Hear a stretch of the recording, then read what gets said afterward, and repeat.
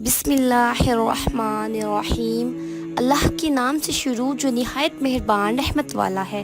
السلام علیکم ورحمۃ اللہ وبرکاتہ۔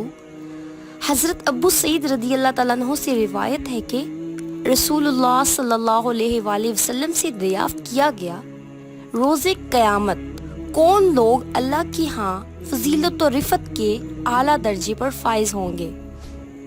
آپ صلی اللہ علیہ وآلہ وسلم نے فرمایا، کثرت سے اللہ کا ذکر کرنے والے مرد اور کثرت سے ذکر کرنے والی عورتیں۔ عرض کیا گیا، اے اللہ کے رسول، اللہ کی راہ میں جہاد کرنے والے سے بھی افضل؟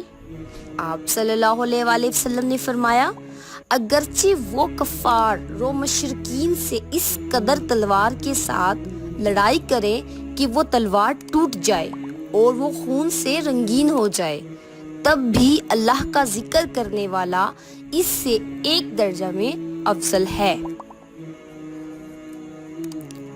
جزاک اللہ خیرا۔ Subscribe for more videos.